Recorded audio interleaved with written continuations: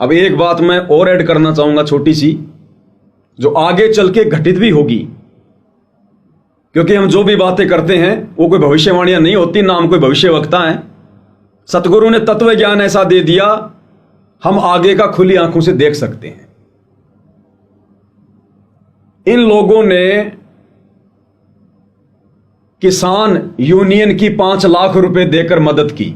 एक सुरेश कोथ नाम का हरियाणा का व्यक्ति, एक किसान नेता, जिसका एक वीडियो भी आया था, जो हिसार जेल में गया था किसी कारण से, और वहां उसने संत रामपाल जी के विषय में भी उसने बताया। बाहर आकर फिर उसने आश्रम वालों से कहा कि ऐसे ऐसे आप हमारी मदद करो। इन्होंने सोचा भाई 10-20 हजार की मदद हो जाएगी। सतलोक आश्रम वाले आए और उन्होंने 5 लाख रुपए उस सुरेश कोथ को दिए। उन लोगों ने देखा, रे 5 लाख, वो तेरी की, ले लिए उन्होंने। और उस सुरेश कोथ ने फिर अपने इंटरव्यू में क्या कहा कि आगे चलकर उन 5 लाख रुपए ने हम लोगों का झगड़ा करवाया। उस 5 लाख रुपए ने हम लोगों का झगड़ा करवाया।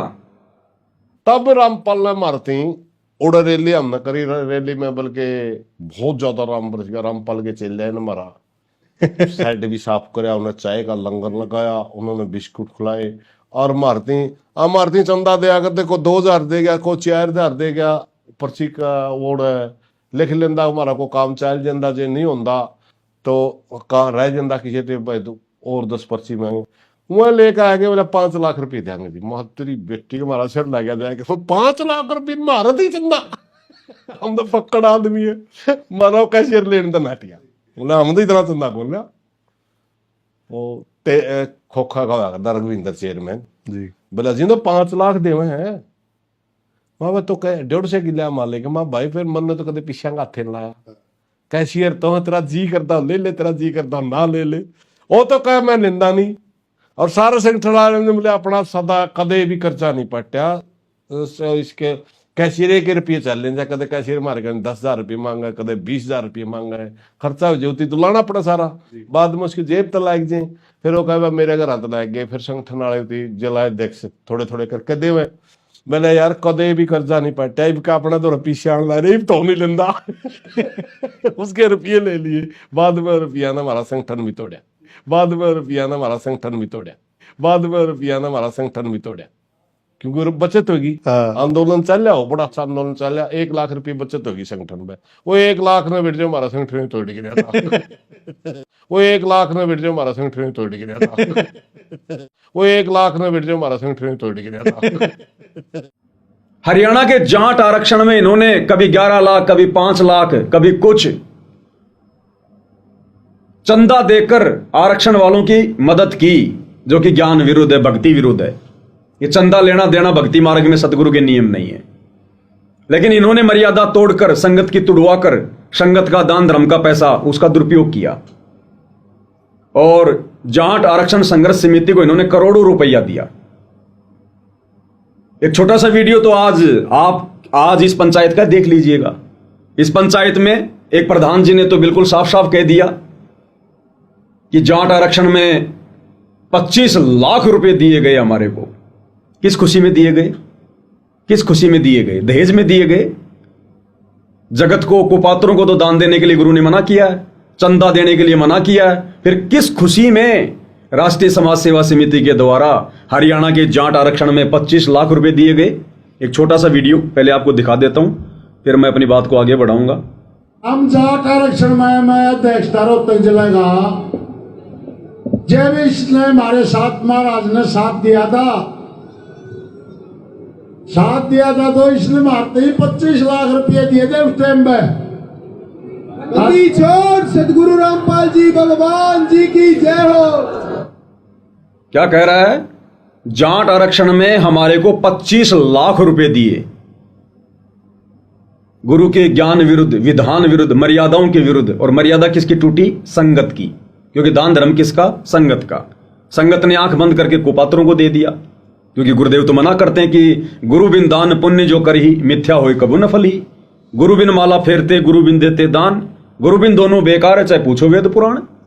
सतगुरु के अलावा तो कोई दान धर्म लेने का सुपात्र है ही नहीं। तो कुपात्रों को दिया 25 लाख रुपए, यहां बोला जा रहा है 11 लाख रुपए यशपाल मलिक को दिया, 5 लाख रुपए एक दफा दिया, और भंडारे में तो कई लाख रुपए इन्होंने खर्च किए। किस खुशी में कर रहे थे भाई? भात भरने गए थे, शादियां करने गए थे।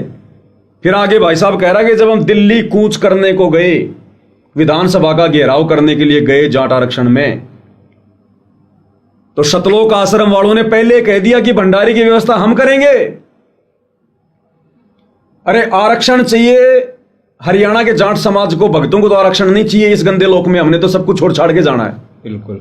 यहां आरक्षण की डिमांड करने वाला भगत मूर्ख, मां मूर्ख। आरक्षण चाहिए जगत वालों को, समाज वालों को। और उस बिरानी आग में जबरदस्ती एंट्री कौन कर गए? सतलोक आश्रम वाले। पैसा किसका? संगत का। कर्म किसके फूटेंगे? संगत के। अब ये भाई कह रहा है जब हमने दिल्ली कूच करने का प्रोग्राम बनाया तो इन आश्रम वालों ने पहले कह दिया हमारे को कि भाई तुम्हारे खाने पीने का इंतजाम हम करेंगे, जैसे लड़की का बाप बारात का इंतजाम करता है। और ये कह रहा है कि 3 ट्रॉली बूंदी, गुलदाना बोलते हैं हरियाणा में उसको, बूंदी, 3 ट्रॉली बूंदी बना के बहादुरगढ़ लेकर आ गए। सुनिएगा आप एक बार।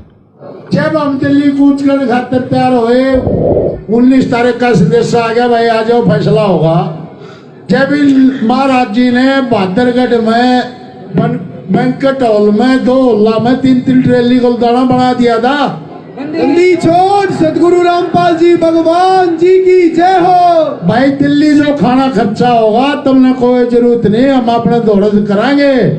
बताइए, दिल्ली में जो भी खाना खर्चा होगा आरक्षण वालों तुम्हें कोई दिक्कत नहीं है, हम आश्रम वाले अपनी तरफ से करेंगे। किस खुशी में? किस खुशी में?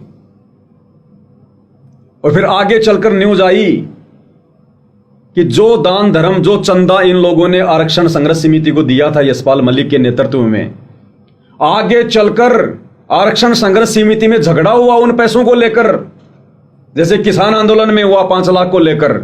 ऐसे ही हरियाणा के जाट आरक्षण संघर्ष समिति वालों में भी उस पैसे को लेकर, क्योंकि नाजायज पैसा आ गया, इतना कौन देता है? कोई नहीं देता। और यहां तो संगत का पैसा था, इसलिए इन लोगों को दिक्कत नहीं थी।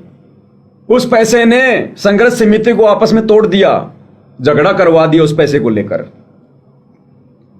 अब आज ये लोग जिस प्रकार से गांव गांव जाकर मोटर दे रहे हैं, पाइप दे रहे हैं, किसी गांव में 10 लाख का, किसी गांव में 20 लाख का, किसी गांव में 50 लाख का, किसी गांव में 1 करोड़ के, तो पानी तो 4 दिन में निकल गया, 5 दिन में निकल गया।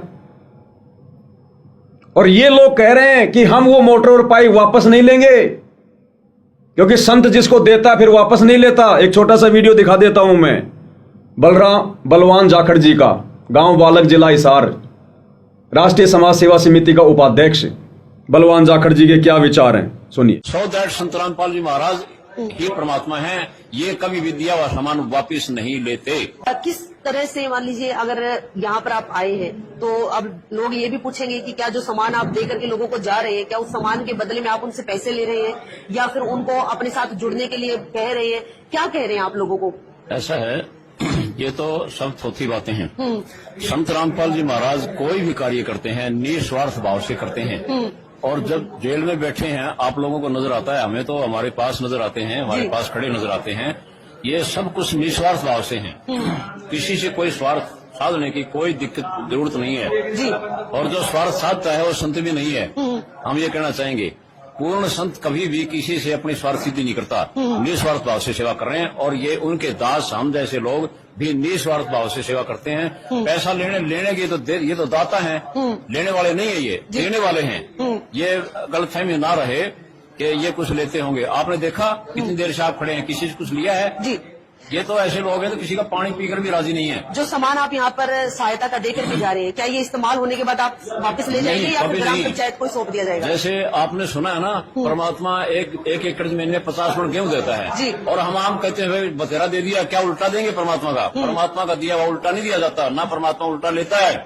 सो दैट संत रामपाल जी महाराज ही परमात्मा है, ये कभी विद्या व सामान वापिस नहीं ले। तो आपने राष्ट्रीय समाज सेवा समिति के उपाध्यक्ष मास्टर बलवान जाखड़ जी के विचार सुने। जब मीडिया कर्मी ने कहा कि आप जो सामान दे रहे हैं गांव में मोटर पाइप, क्या आप इनको वापस लेंगे?